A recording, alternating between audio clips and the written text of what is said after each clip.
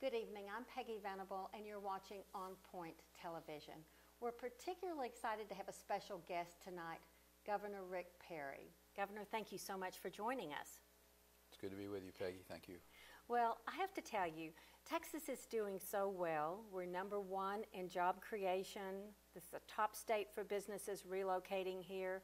For the 11th year in a row, Texas, I understand, is #1 in exporting. What is the secret? What is the magic? What have you been able to do in Texas that other governors have not been able to do? Well, I get asked that by other governors when we have our Republican Governors Association. And we've even had legislatures and from California came here last year to take a look at what we were doing in the state. Their lieutenant governor, who's a Democrat, I remember that. And it was a good outing. We were able to go back and forth. And but what I share with them is it's not, this is not difficult. It's not rocket science, as I jokingly tell them. It's relatively simple. You have to have tax policy that is fair and keeps as light a burden upon the job creators as you can, a regulatory climate that's fair and predictable. Predictable regulations are so important to businessmen and women as they make long-term decisions about future investment. And then having a legal system that doesn't allow for oversuing. And fourthly, having a workforce that will fill the jobs, and particularly in a more technology-oriented world that we live in, having those individuals who have either certifications or degrees in those technologies that are driving the workforce today. And it's those four things. And then government needs to get out of the way and let the private sector do what the private sector does best. And that's the simple part. The difficulty is to find courageous men and women in legislatures, in governorships, in leadership that will implement those policies against the steady drumbeat of special interest that want to spend all the money you have, raise taxes on the business community, as we've seen happen in a number of the big states. And they're paying a huge price for not having the discipline, not being courageous, allowing taxes to be raised on businesses like there's some golden goose that will continue laying those golden eggs. Well, California, Illinois, New York, all those states are paying a heavy price because of the over-taxation, over-regulation, over-litigation that occurs in their states. And states like Texas, Louisiana, Oklahoma, New Mexico are actively going after those businesses. Utah, what Gary Herbert's done over in Utah. I mean, there's some great success stories in America. It's not just Texas. But we're at the top of the heap. And when Texas makes decisions dealing with tax, regulatory, legal policy, or education policy, other states pay attention. You bet. Well, and I guess those are some of the things that you're going to be sharing with thousands of people who will be attending CPAC, because I understand you've been invited again to be one of the featured speakers at this, the largest conservative gathering in the country. I'm excited to get to go back. I don't get excited about going to Washington very often, but to go back for CPAC and to speak to a great audience, a very receptive audience, and be heard across the country laying out ideas, challenging other governors. And certainly that's one of the big messages that we'll be carrying to the CPAC is that we compete against each other. Competition's good. You know, whether it's Bobby Jindal over on our eastern side of the of Texas and Louisiana trying to do away with the income tax, whether it's Governor Heineman up in Nebraska who's doing away with their income taxes, his go. It's Mary Fallin in Oklahoma. I mean, we're surrounded by some very competitive governors. So we have to come back. It's the reason I've laid out that I want to give back $1.8 billion in the rainy day fund in the form of tax relief in Texas, because you have to stay at the tip of the point of the spear, if you will. You have to be competitive. You have to have those policies in place where, just like in 2003, we passed the most sweeping tort reform in the nation, paid great dividends. Doctors started looking at Texas as a place they wanted to be practicing instead of packing up and leaving because the lawsuits were so rampant. And then in 2011, we raised the bar. We passed loser pay. Again, making Texas be more competitive. And that's my goal for this country, is you betcha. I'm going to go put everything I can in place to make Texas the most competitive place that people want to live in, raise a family, have a business. But it's also to challenge other governors to look at their policies, to change their policies to make their states more competitive, because if we do that, then America's stronger. You bet. Well, I've seen you at CPAC. I've been there when you were there. You're a rock star at CPAC. Everybody wants to meet Governor Perry. I will also say, as Texas Director of Americans for Prosperity, I am the envy of the state directors in my organization that we have you as our governor here. What would you like to accomplish this legislative session? You've done a lot since you were elected, since you were appointed and then elected governor twice. What do you hope to accomplish this session? Well, obviously, there's a number of areas that we talked about in the State of the State. Education reform is one of them. Senator Patrick's carrying some excellent legislation to expand charter schools in the state. We'd like to see the cap removed and charter schools to really proliferate out there. There's 150,000 children in them in our charter schools today. There's 100,000 on the waiting list, so there's plenty of demand for it. So let's open those up.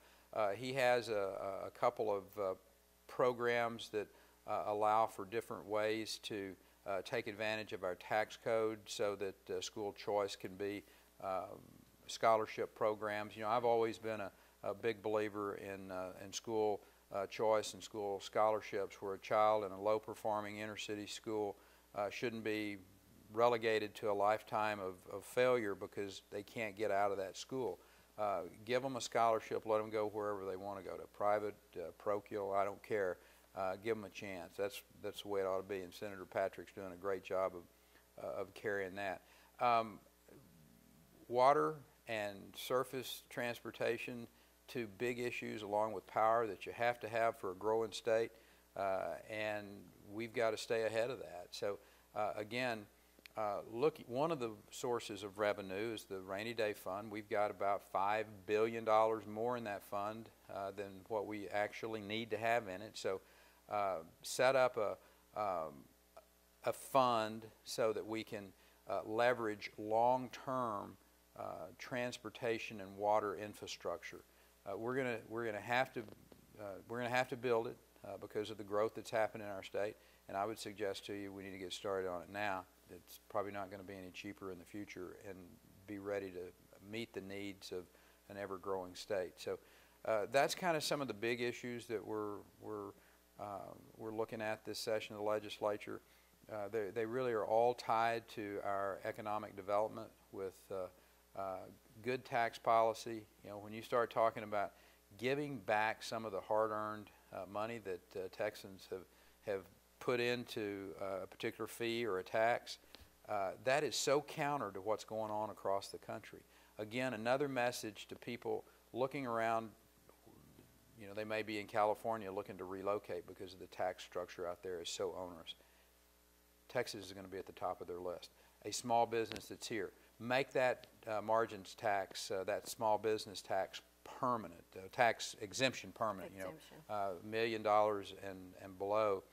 They're exempted right now, but they have to come back every 2 years. Right. Let's make that permanent, so there's real long-term predictability for a small businessman or woman who are either getting started or at that lower range, so that they know we're not going to get taxed with that business tax. We can hire the extra help. We can buy that new piece of equipment. That's a powerful message out there. Again, predictability, stability, in taxes, regulation, legal system.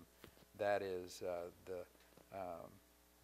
that is beauty to the ears of small businessmen and women. You've done so much of that in Texas. I just have one last question, because I know you've had a long day.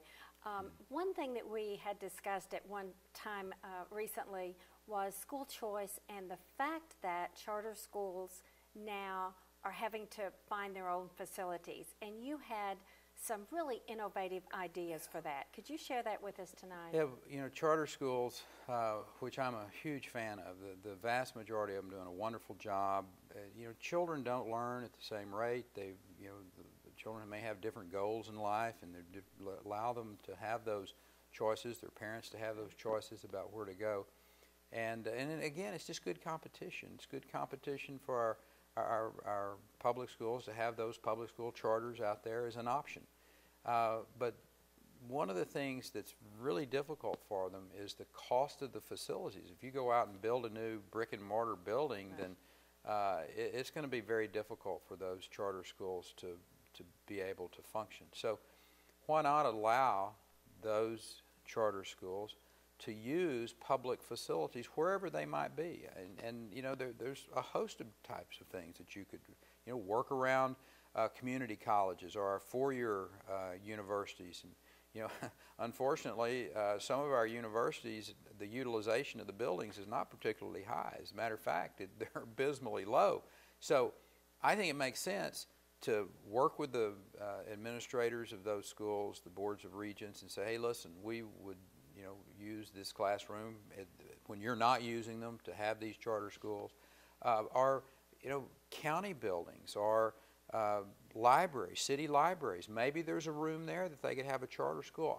All of that makes abundant good sense to me. You know, obviously working around, they'd be second or third on the list of people who would have the right to go in and use the facilities at a particular time. But saving those schools and the state those facility costs just makes all the sense in the world. So I hope that both public schools that are, you know, have, you know, buildings that aren't being used or that are freed up at a particular time, that a charter school could come and use those. It just makes all the sense in the world. I hope that we all understand we're kind of in this together. It's all about Texas. It's all about Texas school children. So regardless of what your facility might be, take a look at one of these charter schools and see if there's a way that you could work with them to open up a future for a young Texan who right now might not have the best opportunity to succeed, but that charter school might just be the ticket. Well, thank you so much for spending time with us this evening, Governor Perry. You really have been a leader across the country. Other states could learn from you. It sounds like the federal government could learn from Texas too, right? We're pretty sure we could teach them a thing or two, even an old dog like the federal government. I might also add, you spoke tonight to a group about the expansion of Medicaid and the fact that you're not going to follow Governor Smith and some others, Governor Scott and others who seem to be toying with taking those federal dollars and taking that bait. You know, the argument is that this is free money.